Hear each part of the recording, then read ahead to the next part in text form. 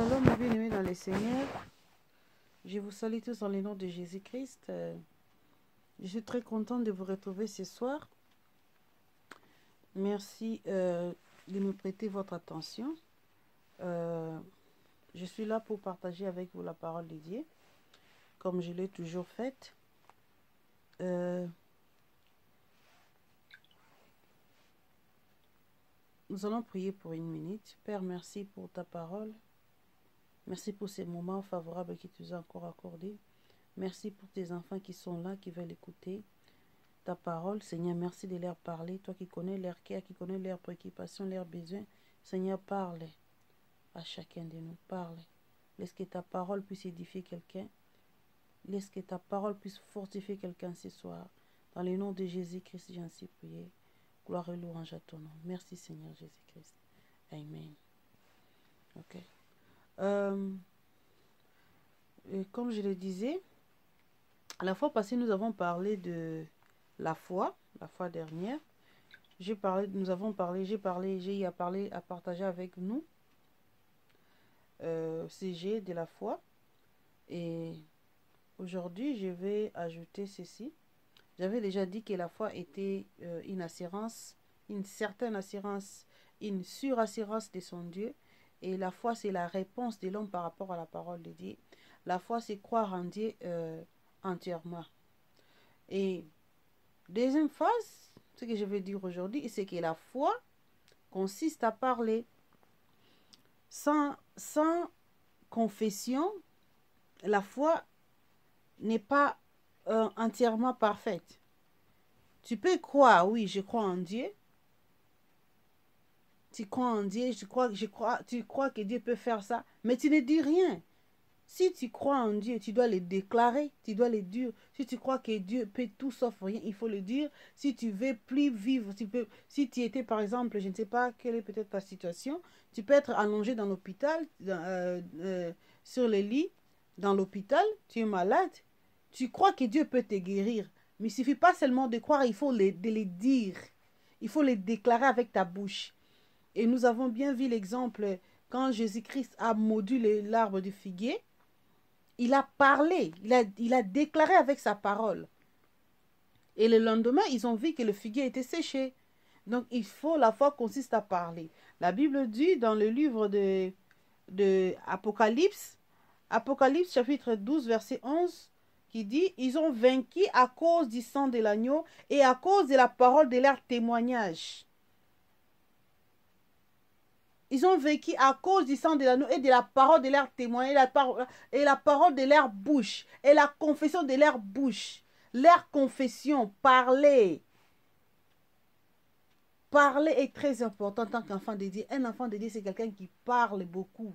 Mais il parle de quoi? Tu parles de la parole de Dieu. Tu parles de ta foi. Donc, c'est ça le principe de la foi.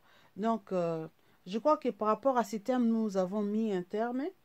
Et ceux qui n'ont pas compris, ceux qui continuent à avoir des difficultés par rapport à ces points, peuvent encore me contacter, peuvent m'écrire. Je suis là et je vais répondre aux questions par la grâce de Dieu qui m'a été donnée. Voilà. Aujourd'hui, je voulais un peu plus qu'on puisse parler des privilèges, des avantages d'un enfant de Dieu. Nous savons tous qu'un chrétien, un enfant de Dieu, c'est celui qui est chrétien. Et chrétien qui veut tout simplement dire qu'il vient du Christ. Donc, si tu es chrétien, c'est quelqu'un qui croit en Christ, qui a donné sa vie à Jésus-Christ et qui est devenu chrétien. Et alors, un chrétien, quel est l'avantage d'un chrétien? Qu'est-ce qu'un chrétien a comme bénéfice ou bien comme avantage? L'enfant de Dieu, un chrétien, c'est celui qui a donné sa vie entièrement à Christ. Et c'est celui qui croit en Dieu. Et après avoir crié en Dieu, il a reçu la vie de Dieu en lui. La Bible dit dans le livre de Jean, chapitre 10, verset 10, le Seigneur lui-même dit que le voleur ne vient que pour dérober et détruire. Mais moi, je suis venu pour que vous ayez la vie. Et la vie, quelle vie? La vie en abondance. Donc, un enfant de Dieu a d'abord le privilège d'une meilleure vie. La vie en abondance, c'est aussi la vie éternelle. Donc, c'est ça la vie dédiée. Quand tu as reçu le Seigneur Jésus-Christ dans ta vie, tu as reçu directement, le Saint-Esprit prend place dans ton cœur. Dans ton esprit, tu es devenu né de nouveau. Tu es devenu enfant de Dieu. Et quand tu es devenu enfant de Dieu, c'est-à-dire totalement en toi, tu n'es plus ce que tu étais avant. Mais je crois, peut-être ton état physique peut rester le même. Tu peux garder, tu peux toujours avoir la même taille et tout et tout. Mais dis-moi, dans ton esprit, il y a un changement qui s'est fait. C'est pour cela qu'on nous appelle chrétiens nés de nouveau. Ton esprit a été régénéré. Ça n'a même pas... Oui, régénéré, c'est ça. Régénéré. Donc tu es devenu... Tu es né à nouveau. Tu es né de nouveau. Voilà. Tu es devenu une nouvelle créature. Tu n'es plus ce que tu étais avant. Donc c'est ça. Le premier avantage que nous avons en tant qu'enfants de Dieu, nous sommes devenus des nés de nouveau. Donc notre vie passée est restée ancienne. Nous avons commencé une autre vie avec le Christ. Voilà pourquoi on ne peut plus te parler des choses que tu faisais avant.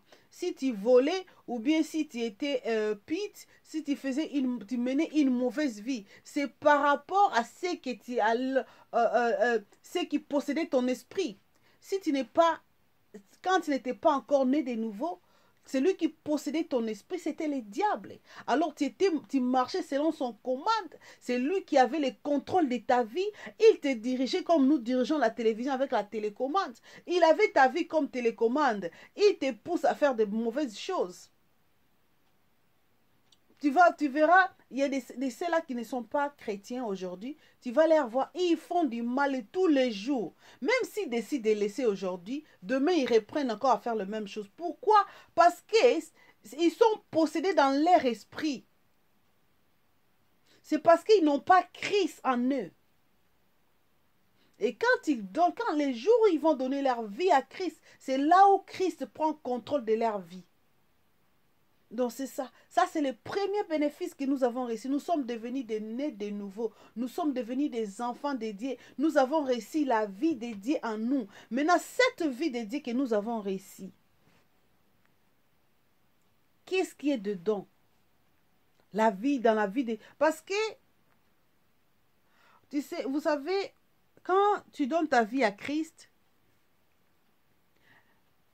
tu crois en Jésus-Christ en tant que Seigneur et Sauveur, tu confesses de ta bouche qu'il est mort et ressuscité et qu'il est mort pour tes péchés. Et par sa mort, il a pris tes péchés, il a pardonné tes péchés. Et puis, quand il est mort pour tes péchés. Et quand il est ressuscité pour ta justification. Et maintenant, quand tu crois à cela, qu'est-ce qui se fait? Il y a quelque chose de très important qui se passe dans ton esprit. Directement, le Christ vient en toi. À travers le Saint-Esprit, il vient maintenant habiter en toi. Il te donne un nouveau esprit, un cœur nouveau. Tu n'es plus ce que tu étais avant. Maintenant, c'est Christ qui est en toi.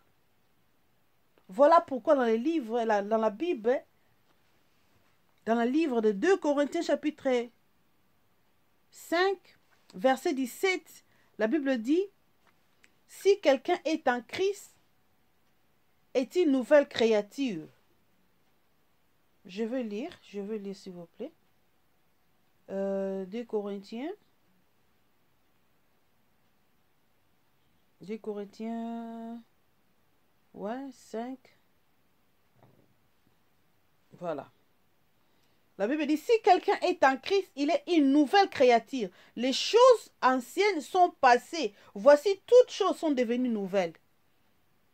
Bien-aimé, tout ce que tu as fait dans le passé, je ne sais pas si tu étais un bandit, je ne sais pas si tu étais un tueur, je ne sais pas qui tu étais. Mais les moments où tu as donné ta vie à Christ, toutes ces choses-là sont passées. n'existe plus.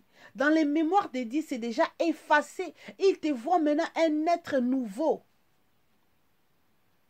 Maintenant, quand tu es devenu nouveau, c'est que Dieu a mis son esprit en lui. Et l'esprit de Dieu qui est venu en toi, au travers le Saint-Esprit, qui va rester avec toi pour du bon. La Bible dit que l'Esprit de Dieu, que le Père, le Saint-Esprit que le Père enverra à mon nom, il vous enseignera toutes choses, il restera en vous éternellement. C'est ça le Saint-Esprit. Le Saint-Esprit, il est là pour t'enseigner. Le Saint-Esprit est là pour t'orienter. Le Saint-Esprit habite à toi éternellement. Maintenant, tous les bénéfices qui existent, que Dieu a donné à ses enfants, tu les as réussis au travers les Saint-Esprit. Quand tu as réussi le Saint-Esprit, tout le package est dedans.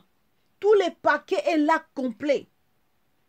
Il n'y a plus question qu'on puisse prier pour toi pour que tu puisses avoir la bénédiction. Je sais que beaucoup de gens sont en train de parcourir des églises en église. Ils partent, cette église, ça ne marche pas. Ils changent l'autre église, ça ne marche pas. Et finalement, il va aller voir les nganga, je ne sais pas où, à la recherche de bénédiction. Ma sœur, mon frère, ta bénédiction, tu l'avais réussi le jour où tu avais réussi le Christ dans ta vie. Maintenant, ce que tu as besoin, c'est de l'activer. Il faut d'abord les connaître. Quand tu es né de nouveau, ta conscience peut te rappeler de mauvaises choses, oui. Parce que la conscience, c'est là où ta conscience est là dans ton âme. L'âme a été pardonnée, l'âme n'a pas été changée. C'est ton esprit qui a été changé. Maintenant, tu as comme devoir de chercher à apprendre la parole de Dieu. La Bible dit dans 2 Pierre 1, 2, je crois bien, que nous, en tant qu'enfants, en tant que de nouveau-nés, désirer la parole de Dieu. La Bible nous recommande de désirer la parole de Dieu, recommande aux nouveau-nés. Quand tu es encore un nouveau-né, quand tu es encore un enfant, ta raisonnement aussi est comme un enfant. Un enfant ne connaît rien, ne sait pas quoi. Et s'il ne lui donne pas du lait, il ne saura pas là où prendre du lait. Il va seulement pleurer. Son expression, c'est seulement de pleurer. Maintenant, si tu es un chrétien qui ne connaît pas la parole de Dieu, tu n'es pas différent de ces bébés-là qui pleurent à tout moment pour chercher à manger. Si personne n'est à côté de lui pour lui apporter l'aide, lui donner son lait ou quoi que ce soit, il va pleurer là toute la journée. Donc, en tant qu'enfant de Dieu, c'est ton devoir de connaître tes droits. Donc, dans les paquets que tu avais réussi, les jours où tu avais réussi Christ, dans ton paquet, il y a la guérison dedans. La guérison est dedans. Les bénédictions est dedans. La vie, le succès est dedans. Les possibilités de miracles est dedans. La foi est dedans. Parce qu'au fait, c'est la foi. La Bible dit que Dieu a donné à chacun de nous, une mesure de foi. Donc, c'est cette foi-là qui t'a permis de croire à la parole de Dieu. C'est cette foi-là qui t'a permis de croire en Jésus-Christ. Donc, tu y as la foi. Maintenant, qu'est-ce que dit la Bible dit? La Bible dit la foi vient de ce qu'on entend. Donc, c'est que si ta foi n'était pas efficace, ta foi n'est pas grande, ta foi est trop petite, tu peux la grandir tout en écoutant la bonne parole. Tu dois, en tant qu'enfant de Dieu, si tu es chrétien, tu dis que tu es chrétien, tu n'as pas la connaissance de la parole de Dieu. Je regrette pour toi. Vous savez que c'est que le diable est en train de tuer même des chrétiens. Aujourd'hui, il tue des chrétiens. Pourquoi? Parce qu'ils ne connaissent pas leurs droits. Ils ne connaissent pas leurs droits. Bien-aimé, ce que tu ne connais pas, ça n'existe pas aussi pour toi. D'après toi, ça n'existe pas. Par exemple, quel exemple je peux donner? Tu vis dans un pays là où il y a plusieurs avantages. Par exemple, moi, je vis ici en Angleterre. La loi dit qu'à l'âge de 16 ans, l'enfant déjà peut apprendre à conduire, faire son permis de conduire. Si tu ne connais pas ça, tu vas vivre comme ça jusqu'à 22 ans, 23 ans. Quoi? Le gouvernement ne faut pas t'appeler Messie. Va faire ton... ne te dira pas d'aller faire ton licence. C'est à toi de connaître tes droits en tant que citoyen de ces pays. Voilà pourquoi dans des pays, dans ces pays, si tu veux demander la naturalisation, on va te dire d'aller d'abord chercher à connaître la vie de ces pays. Comment ce pays fonctionne. Là où tu vas prendre le citizenship, les cours de citizenship, pour que tu puisses connaître comment les citoyens de United Kingdom, comment ils vivent, quels sont leurs avantages, quels sont leurs désavantages. Tu dois les connaître, c'est ton devoir.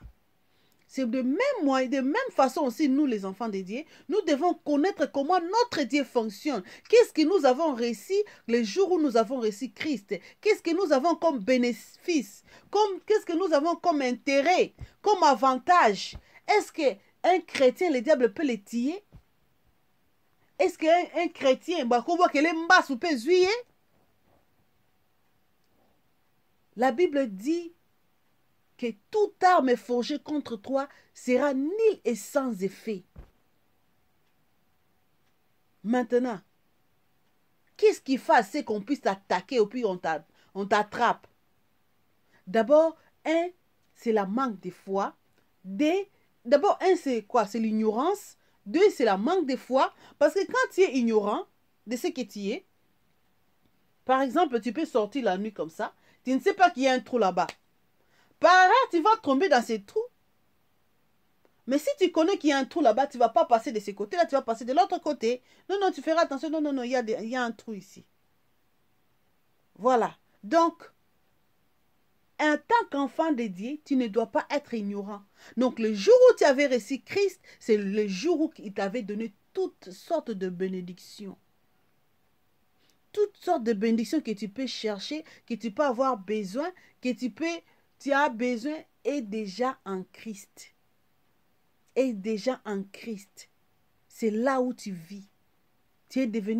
Quand tu es devenu chrétien, tu es entré dans la famille de Dieu. Tu es entré dans la famille de Dieu. Donc, un chrétien est plus fort que le diable. Un chrétien, le Seigneur lui garde et le protège. Un chrétien ne peut pas tomber malade. Donc, nous allons revenir sur la deuxième vidéo. Je serai obligé d'interrompre maintenant là.